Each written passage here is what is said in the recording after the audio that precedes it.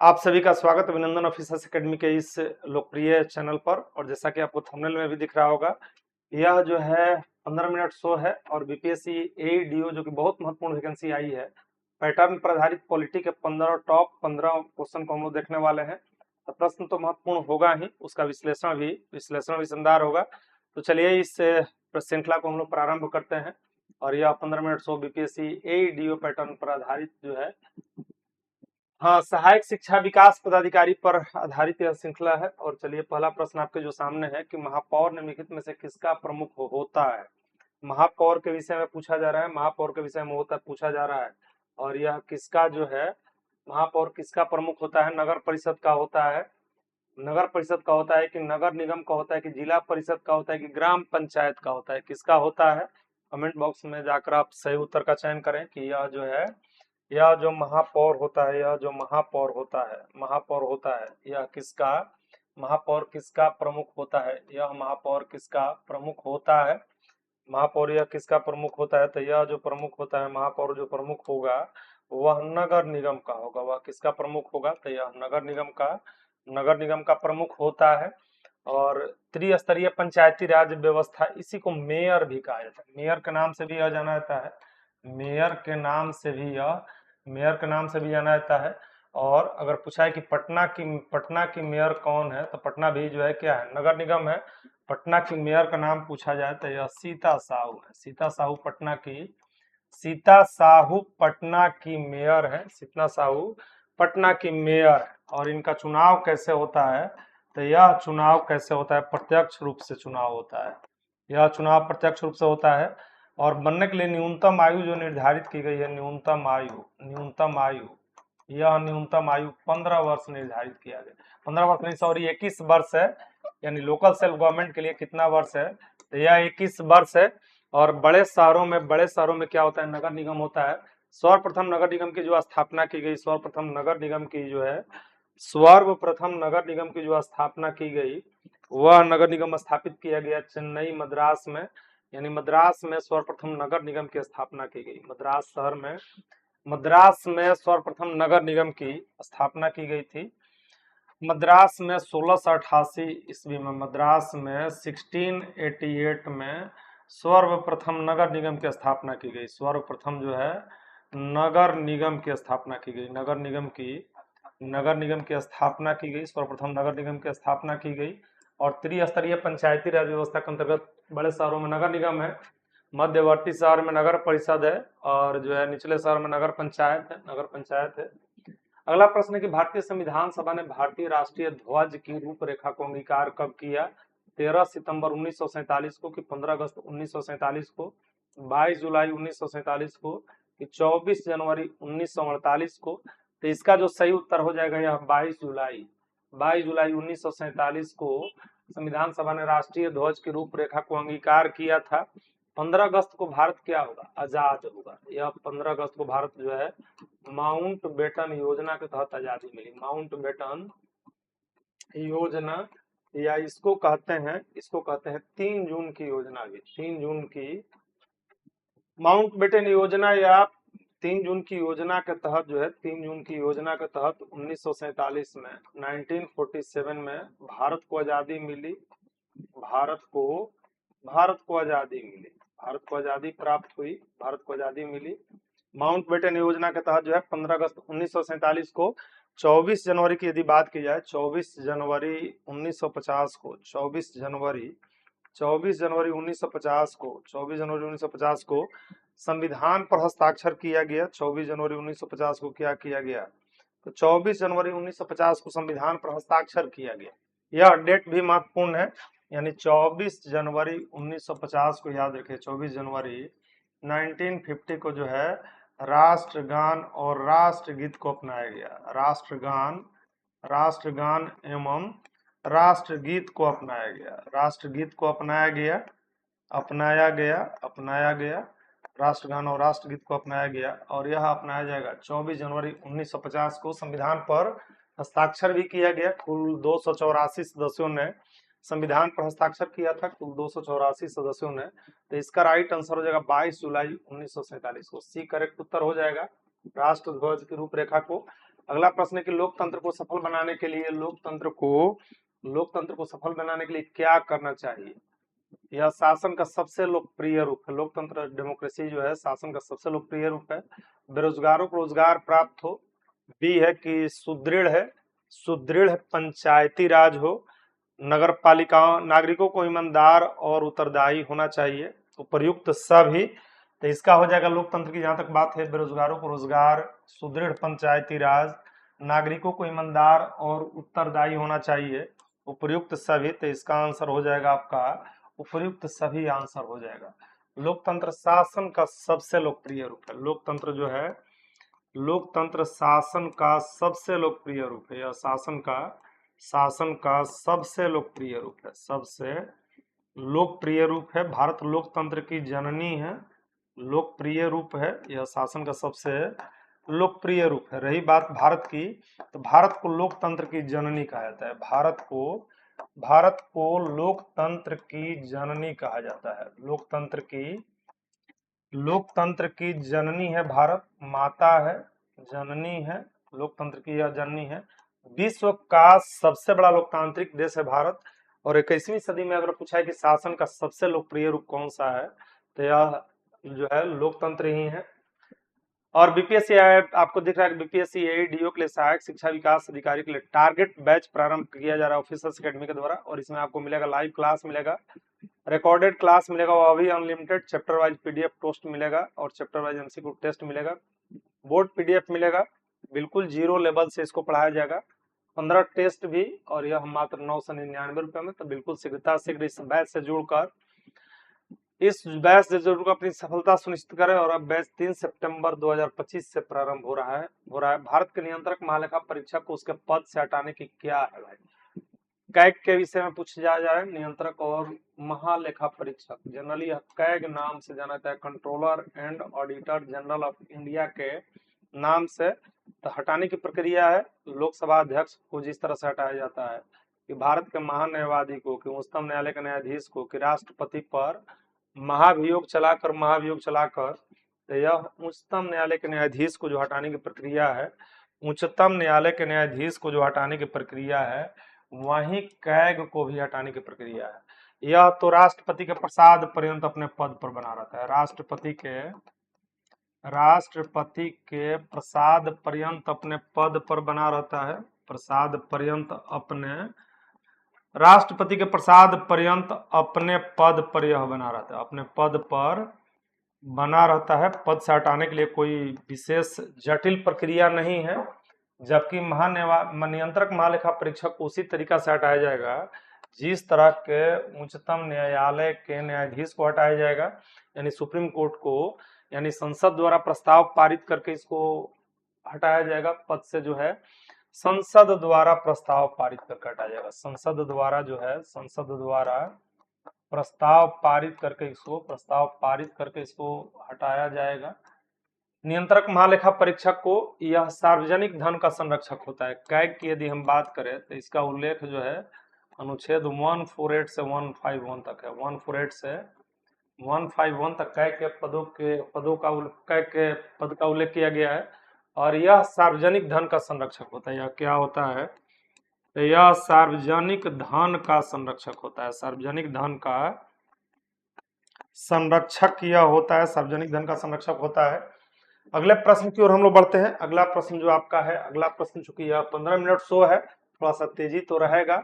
लोकतंत्र के विकास के लिए पंचायती राज संस्थाओं के पुनर्जीवन पर एल.एम. सिंघवी समिति को कब नियुक्त किया गया था। एल.एम. सिंघवी समिति का संबंध पंचायती राज से है।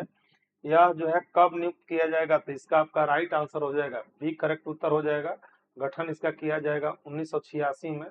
और किस प्रधानमंत्री के द्वारा गठन किया जाएगा, तो प्रधानमंत्री थे राजीव गांधी थे, जो कि मिस्टर क्लीन के नाम से जाने जाते हैं। गठन किया गया राजीव गांधी के द्वारा गठन किया गया। एल.एम. सिंघवी समिति का एक तो संबंध किससे है, इसका संबंध पंचायती राज से है। इसका उद्देश्य था पंचायती राज संस्थाओं की स्थिति की समीक्षा करना। उद्देश्य इसका था पंचायती राज संस्थाओं की स्थिति की समीक्षा, पंचायती राज संस्थाओं की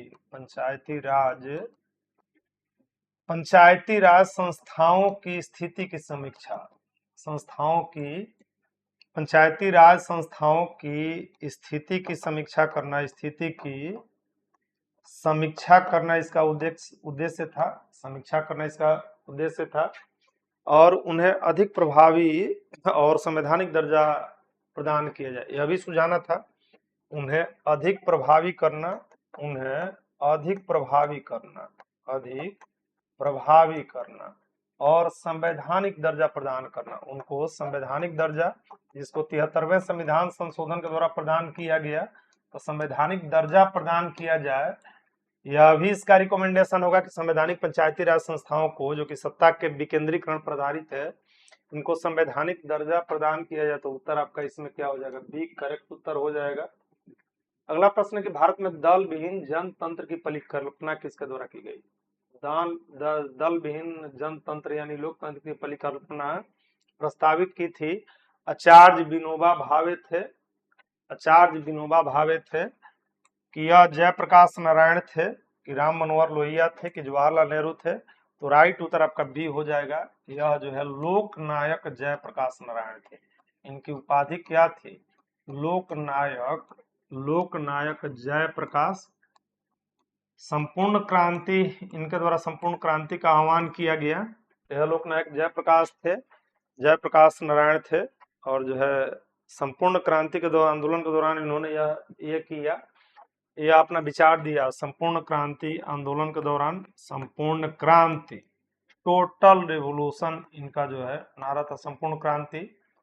और इस दौरान ये देंगे, यह विचार अपना व्यक्त करेंगे। इस दौरान अपना जो है इन्होंने संपूर्ण क्रांति के दौरान इन्होंने अपना यह विचार ये किया। उनका मानना था कि राजनीतिक दल लोकतंत्र को जो है भ्रष्ट और स्वार्थी सत्ता लोलुप बनाते हैं। उनका मानना था, यानी ये जेपी नाम से जाने जाते हैं। जेपी का मानना था, जेपी का क्या मानना था भाई? तो जेपी का मानना था, जेपी का मानना था भाई, क्या मानना था? कि राजनीतिक दल लोकतंत्र को भ्रष्ट स्वार्थी, राजनीतिक दल लोकतंत्र को भ्रष्ट स्वार्थी, राजनीतिक दल लोकतंत्र को भ्रष्ट स्वार्थी और सत्ता लोलुप बनाते हैं। भ्रष्ट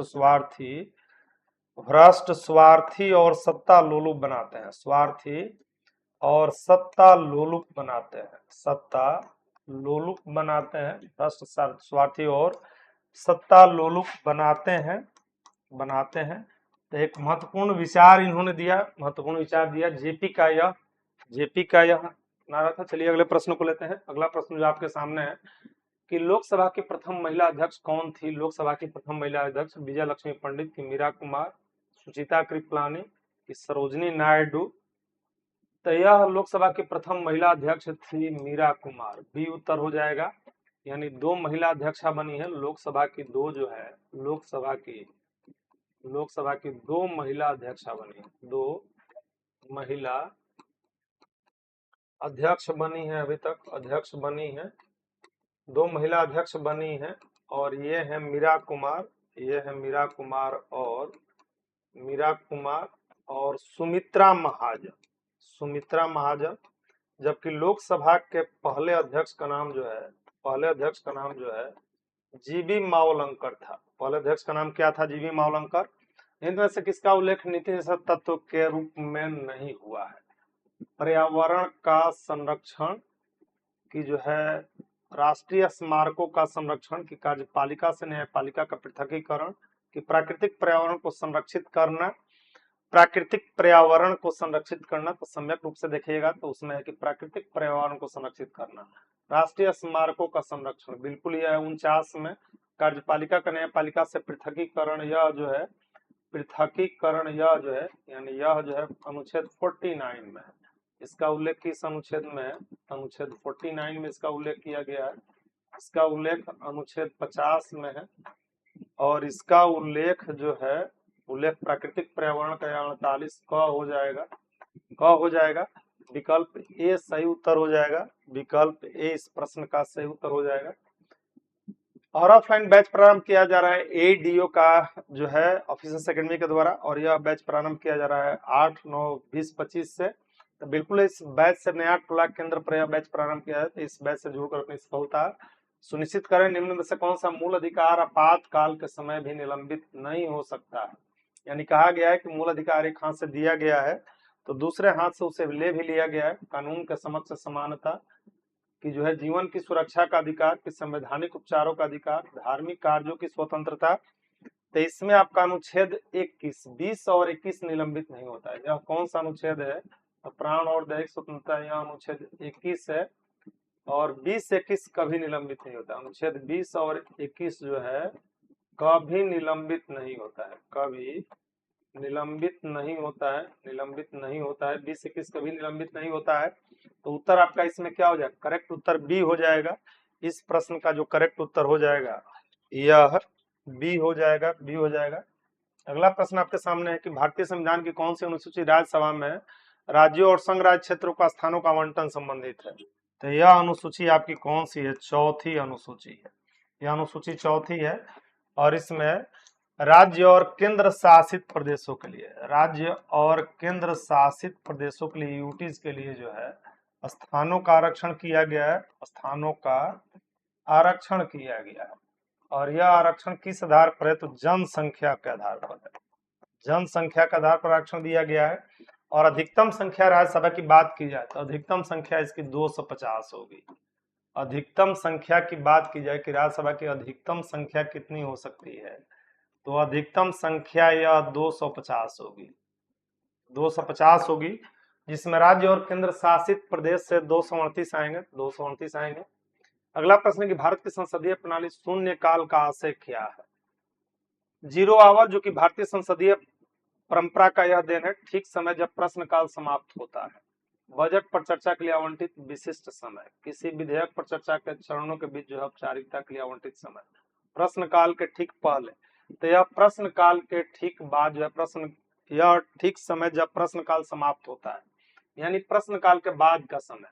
और यह भारतीय संसदीय परंपरा की देन है। शून्यकाल जो है भारतीय संसदीय परंपरा की देन है, परंपरा की देन है, परंपरा की देन यह है। और इसका विकल्प ए हो जाएगा, विकल्प ए हो जाएगा। भारत के संविधान का विचार सर्वप्रथम किसके द्वारा दिया गया? चूंकि यह संविधान सभा के द्वारा मनाया जाएगा, भारतीय संविधान संविधान सभा के द्वारा मनाया जाएगा। एम राय ने दिया कि जो है जवाहरलाल नेहरू के द्वारा, कि अम्बेडकर के द्वारा, गांधी के द्वारा। और यह विचार दिया जाएगा एम रॉय के द्वारा। एम रॉय ने विचार यह दिया, एम रॉय के द्वारा जो है यह विचार दिया गया एम राय के द्वारा। और यह जो है स्वराज पार्टी, स्वराज पार्टी जो है, स्वराज पार्टी का भी जो है यह मांग किया गया 1934 में। और इसका गठन किया गया था कहां पर? रांची में किया गया, रांची में किया गया। तो विकल्प ए इस प्रश्न का सही उत्तर हो जाएगा। अगला आपका है भारत में स्थानीय शासन के विषय में कौन सा सही नहीं है? तो आपको दिख रहा है कि स्थानीय निकायों के 30% स्थान स्तरीय पर, यहाँ पर यहीं पर क्लियर हो जाएगा। 1/3 स्थान आरक्षित किया गया, 33%। जबकि बिहार में बात किया जाएगा तो बिहार में 50% स्थान आरक्षित किया गया है, बिहार में 50% स्थान आरक्षित किया गया है। बी करेक्ट उत्तर हो जाएगा आपका, जो कि सही नहीं है, सही नहीं है। और अगला प्रश्न कौन सा भारत में संवैधानिक निकायों का एक उदाहरण है? संवैधानिक निकाय का पूछा जा रहा है। भारतीय खाद्य निगम है कि विधि आयोग है? तो यह हो जाएगा भारत का निर्वाचन आयोग, भारत का निर्वाचन आयोग। और इसका उल्लेख अनुच्छेद 324 से 329 में किया गया, 329 में किया गया। संवैधानिक निकाय है, संवैधानिक निकाय, विकल्प सी सही उत्तर हो जाएगा। नियमित में से अध्यादेश जारी कर सकता है जब राज्य विधानमंडल सत्र में न हो और संतुष्ट की कार्रवाई की आवश्यकता है।